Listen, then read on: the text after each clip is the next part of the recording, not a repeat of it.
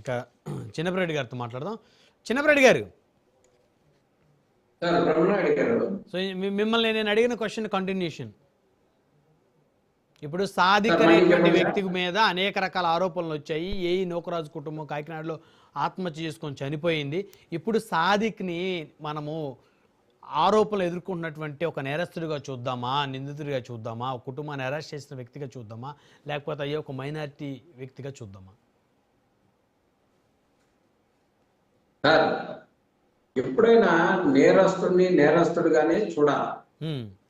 అయితే ఇందాక మీరు అన్నారు, విజయవాడకు సంబంధించినటువంటి సాయి కృష్ణని జగన్మోహన్ రెడ్డి గారు ఎందుకు ఆ కుటుంబాన్ని పరామర్శించారు, లేకపోతే ఇక్కడ పరామర్శించింది ఎందుకో నేను అనలేదు. నేను ఎందుకు పరామర్శించడం తప్పేం లేదు.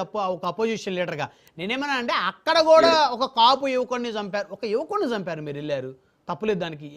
ఎలా జరిగింది క్రైము? పోలీసుల మీద చర్యలు తీసుకోవాలి. అతను నేరస్తుడైతే అయి ఉండొచ్చు, కానీ చట్టాన్ని చేతిలో తీసుకొని చంపాకు పోలీసులకి ఎక్కడిది? అలా మాట్లాడితే అన్నపడితే వారిని అప్రిషియేట్ చేసి, కానీ కులం ఎందుకు అంటున్నా నేను అనేది.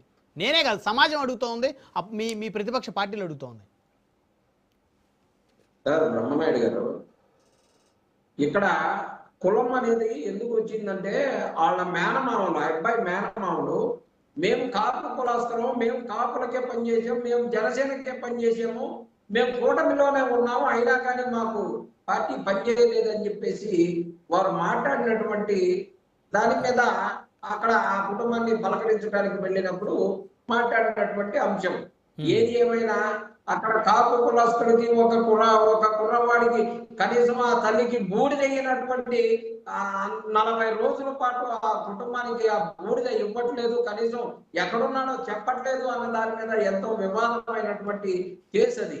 అలాంటి పర్టికులర్ కేసులో మాట్లాడినప్పుడు ఆ కుటుంబాలకు సంబంధించినటువంటి వారే చెప్పుకుంటా ఉన్నప్పుడు ఆ సందర్భాన్ని మాట్లాడాల్సి వచ్చింది. అంతేకాని ఎక్కడికక్కడ కులాలతో మాట్లాడి, మతాలతో మాట్లాడి, వైఎస్ఆర్ కాంగ్రెస్ పార్టీ అధికారంలో ఉండగా కులం చూడడం, మతం చూడడం, రాజకీయాలు చూడడం, పార్టీలు చూడడం అని చెప్పేసి బ్రహ్మాండమైన నినాదంతో జగన్మోహన్ రెడ్డి గారు 5 ఏళ్ళు రాజకీయం చేసి ముఖ్యమంత్రిగా పరిపాలించినటువంటి పరిస్థితులు మనం అందరం కూడా చూసాం. కానీ ఇందాక సంజయ్ గారు మాట్లాడుతూ ఉన్నారు, చంద్రబాబు నాయుడు గారు, అదే జగన్మోహన్ రెడ్డి గారు ఎక్కడ కూడా ఏకాగ్రీవాలు కావడానికి వీల్లేదని చెప్పేసి ఈ రోజు మాట్లాడుతూ ఉన్నారు.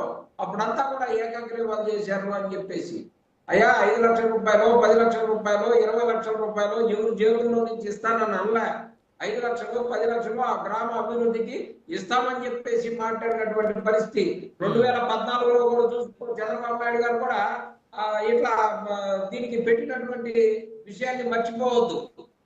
చంద్రబాబు నాయుడు గారు కూడా ఏకగ్రీవాలనేది ఎందుకు, ఈ పోటీలు, కొట్లాట్లు, డబ్బులు ఖర్చు పెట్టే సేవ చేయడానికే కదా. ఊర్లో అందరూ ఒకటి అనుకుని సేవ చేసేదానికి రమ్మని చెప్పేసి.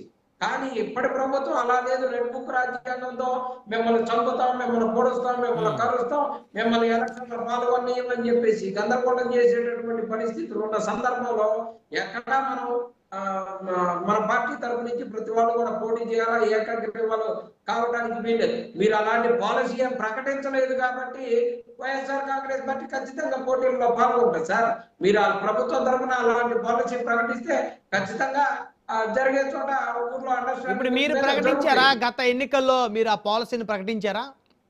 మీ ప్రభుత్వంలో స్థానిక సంస్థల ఎన్నికలు జరిగినప్పుడు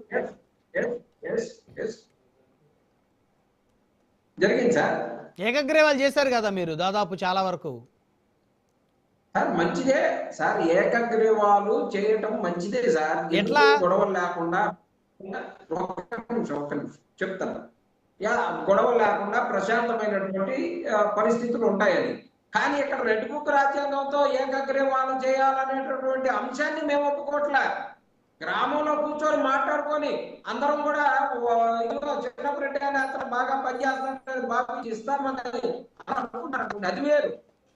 అలా కాదు కదా, మీరెవరు కూడా పోటీ చేయడానికి వెళ్ళలేదు, మా సంగతి తెలియదు, రెడ్ బుక్ రాజ్యాంగం ఓపెన్ చేస్తాం ఒక్కొక్కరి మీద బెదిరించి చేయాలని చూస్తే వైఎస్ఆర్ కాంగ్రెస్ పార్టీ ఎట్టి పరిస్థితులు కూడా ఒప్పుకోదు.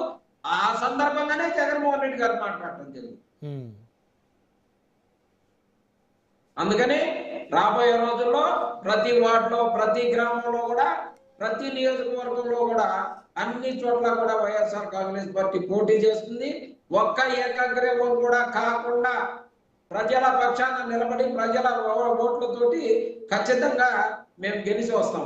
ఎందుకంటే సార్ వీళ్ళు వైఎస్ఆర్ కాంగ్రెస్ పార్టీ మేయర్లు, ఎంపీపీలు అన్నింటినీ కూడా వైఎస్ఆర్ కాంగ్రెస్ పార్టీ గెలిచిన తర్వాత, వైఎస్ఆర్ కాంగ్రెస్ పార్టీ అధికారంలోకి వచ్చిన తర్వాత వాళ్ళంతా కూడా ఈ ప్రభుత్వం అధికారంలోకి రాగానే నిర్దాక్షిణ్యంగా అందరినీ తీసుకొని వాళ్ళ మేయర్లు చేసుకోవడం, వాళ్ళ ఎంపీపీలు చేసుకోవడం, వాళ్ళ మున్సిపల్ చైర్మన్ చేసుకోవడం అన్ని రెడ్ బుక్ రాజ్యాంగంలో జరిగినాయి. సో ఈ అన్ని ఎక్స్పీరియన్సెస్ ఉన్నాయి కాబట్టి వాటిని పెట్టుకొని ఏకాగ్రీవాలు అవ్వడానికి అవకాశం పోటీ నిలబడాలి.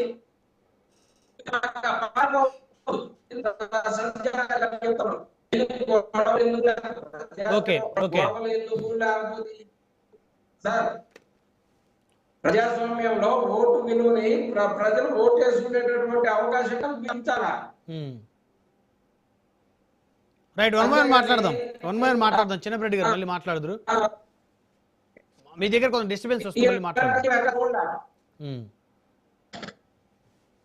సజ్జాజీ గారు చెప్పండి.